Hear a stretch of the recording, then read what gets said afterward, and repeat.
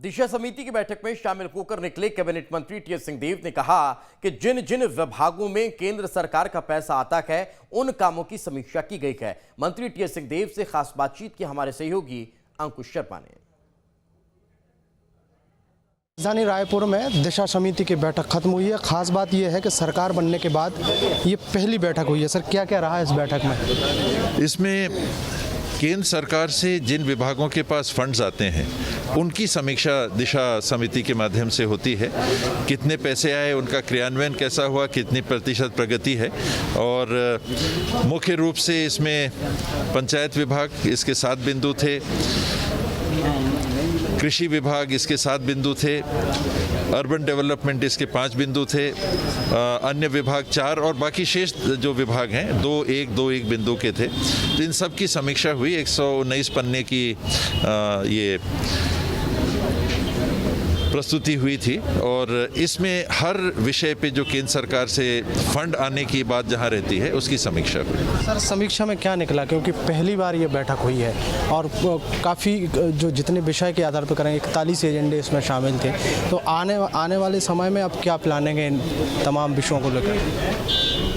ये समिति की बैठक मूल्यांकन करती है कि राशि जो उपलब्ध है और कराई गई है उसमें काम कितना है, कहाँ राशि नहीं आ पा रही है। मांग किया गया है, उदाहरण के लिए मनरेगा में अगर मटेरियल कंपोनेंट है, मटेरियल कंपोनेंट नहीं आ पा रहा, या लेबर पेमेंट में पैसे आने में कहीं किसी कारण से दिक्कत हो रही, आपने मध्याह्न भोजन का कार्यक्रम लिया उसमें कोई दिक्कत हो रही, आपने राशन कार्ड इशू किया, खाद्यान्न सुरक्षा कानून बनाया उसमें कोई दिक्कत हो रही क्या, आपने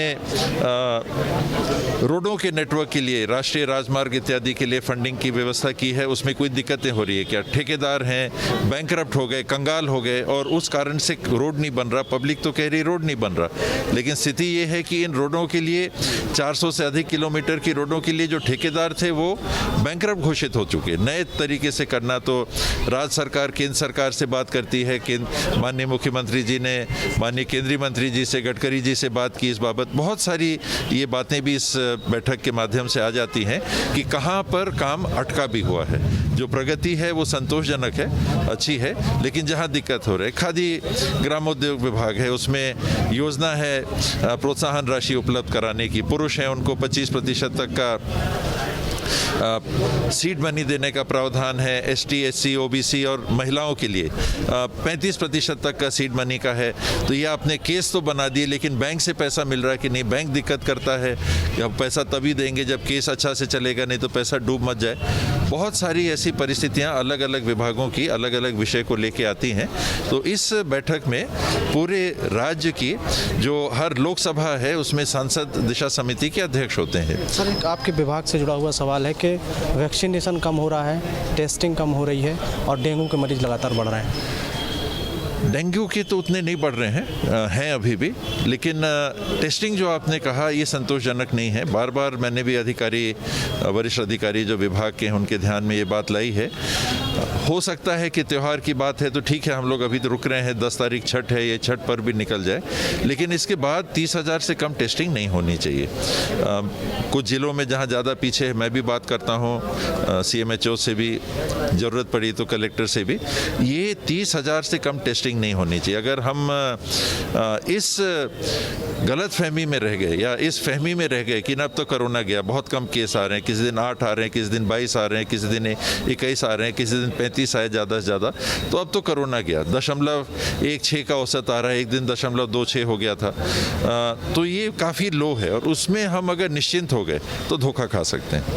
बहुत शुक्रिया हमसे बात करने का। तो छत्तीसगढ़ के पंचायत ग्रामीण विकास एवं स्वास्थ्य मंत्री टीएस सिंहदेव हमारे साथ जुड़े हुए थे और उन्होंने जो दिशा बैठक हुई है, दिशा बैठक को लेकर अपनी प्रतिक्रिया दी है। उन्होंने कहा है कि केंद्र सरकार से जो फंड आता है उसके बारे में तमाम विभागों की समीक्षा की गई है। रही बात स्वास्थ्य विभाग की, टेस्टिंग की और वैक्सीनेशन की, उसको लेकर भी वो असंतुष्ट नजर आए हैं कि वैक्सीनेशन और टेस्टिंग संतुष्टिदायक नहीं है। वीडियो जर्नलिस्ट ताकेश्वर के साथ अंकुश शर्मा, न्यूज स्टेट रायपुर। तो काफी महत्वपूर्ण बैठक थी। इस वक्त हमारे सहयोगी अंकुश हमारे साथ जुड़ चुके हैं। अंकुश, ये जो बैठक हुई ये केंद्र और राज्य के बीच को जो टकराव चल रखे हैं, जो टकराव हैं उनको बढ़ाने वाली रही या फिर प्रगति की दिशा में कोई समाधान इसमें निकलता हुआ नजर आया?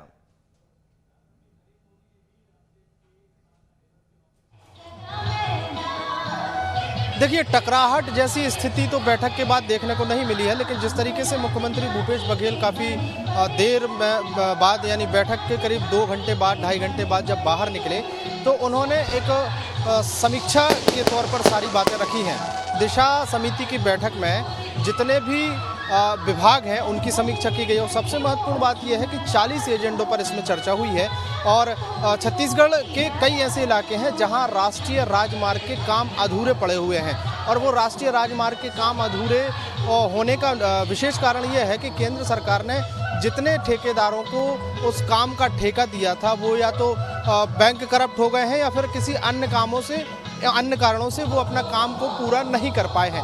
इसको लेकर पूरी समीक्षा रिपोर्ट की समीक्षा बैठक की एक रिपोर्ट तैयार की जाएगी और केंद्र सरकार को भेजे जाने की बात मुख्यमंत्री भूपेश बघेल कहते हुए नजर आए हैं। अब इसके अलावा अगर अन्य विभागों की बात करें, मतलब वो विभाग जिन विभागों में केंद्र सरकार से फंड आता है उस फंड का कितना उपयोग हुआ है, कितना उपयोग हो रहा है और आने वाले समय में उस फंड से राज्य के विकास के लिए क्या क्या काम किए जा सकते हैं, इन तमाम विषयों पर चर्चा होती रही है। दीपेश, सबसे खास बात ये रही है कि सरकार बनने हुए 3 साल होने को हैं और सरकार बनने के बाद पहली बार ये दिशा समिति की बैठक हुई है। मतलब जिला स्तर पर तो इस तरीके की बैठकें आयोजित होती रही हैं, लेकिन जिला स्तर पर राज्य स्तर पर यह पहली बैठक हुई थी। हालांकि इस बैठक में आगामी रणनीति जो है वो तैयार की गई है और 41 बिंदुओं पर चर्चा होने के बाद अलग अलग विभागों को जरूरी दिशा निर्देश यहाँ पर दे दिए गए हैं और जो बातें केंद्र सरकार से करनी है उसको लेकर केंद्र सरकार को एक रिपोर्ट भेजी जाने की बात समझा जा सकता है कि विकास के मसलों को लेकर अगर बातचीत हुई है तो फिर और प्रगति और विकास को लेकर देखने को मिलने वाली है। साथ में रहे अंकुश, आगे भी आपसे चर्चा करेंगे। काफी महत्वपूर्ण ये बैठक आज देखने को मिली है।